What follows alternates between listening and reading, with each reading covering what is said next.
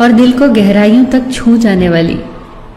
एक बार स्वर्ग में विचरण करते हुए कृष्ण और राधा एक दूसरे के सामने आ गए। विचलित से कृष्ण, प्रसन्नचित से राधा। कृष्ण सकपकाए, राधा मुस्कुराई। इससे पहले कि कृष्ण कुछ कह पाते, राधा बोल उठी, कैसे हो द्वारिकाधीश। जो राधा उन्हें कान्हा कान्हा कहकर बुलाती थी, उसके मुख से द्वारिकाधीश का संबोधन कृष्ण को भीतर तक घायल कर गया। फिर भी किसी तरह अपने आप को संभाल लिया उन्होंने और बोले राधा से, मैं तुम्हारे लिए आज भी वही कान्हा हूं। तुम तो मुझे द्वारिकाधीश मत कहो। आओ बैठते हैं। कुछ मैं अपनी कहता हूं, कुछ तुम अपनी सुनाओ। सच कहूं राधा, जब जब भी तुम्हारी याद आती थी, इन आंखों से आंसुओं की बूंदें निकल आती थी।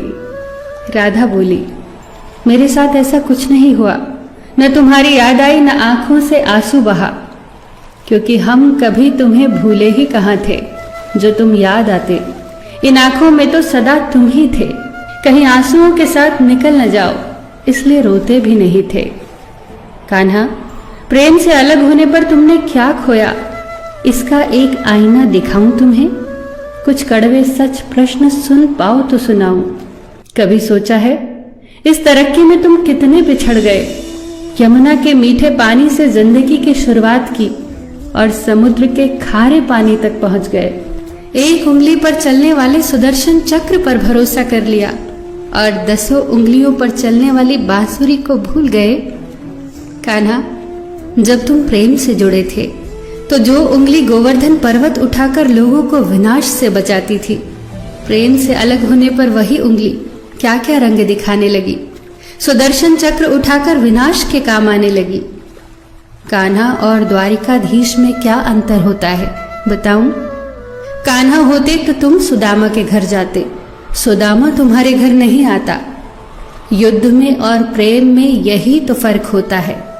युद्ध में आप मिटाकर जीतते हैं और प्रेम में आप मिटकर जीतते हैं। कान्हा, प्रेम में डूबा हुआ इंसान दुखी तो रह सकता है, पर किसी को दुखी नहीं कर सकता। आप तो कई कलाओं के स्वामी हो, स्वप्न दूरदृष्टा हो, गीता जैसे ग्रंथ के दाता हो, पर आपने ये क्या निर्णय लिया? आपने अपनी पूरी सेना कौरवों को सौंप दी और अपने आप को पांडवों के साथ कर लिया। सेना तो आपकी प्रजा थी, राजा तो पालक होता है, उसका रक्षक होता है। आप जैसे महाज्ञानी उस रथ को चला रहे थे जिस पर बैठा अर्जुन आपकी प्रजा को ही मार रहा था। अपनी प्रजा को मरते देख आप में करुणा नहीं जगी, क्योंकि आप प्रेम से शून्य हो चुके थे। आज भी धरती पर जाकर देखो, आपकी द्वारिकाधीश वाली छवि को ढूंढते रह जाओगे। हर जगह, हर मंदिर में मेरे ही साथ खड़े नजर आओगे। मैं जानती हूं कान्हा, लोग गीता के ज्ञान की बात करते हैं, उसके महत्व की बात करते हैं, पर धरती के लोग युद्ध वाले द्वारिकाधीश पर नहीं, प्रेम वाले कान्हा पर भरोसा करते हैं।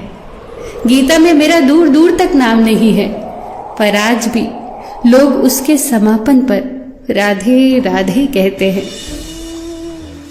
ये कहानी काल्पनिक जरूर है, पर इसके भीतर छिपी सीख बहुत महत्वपूर्ण है।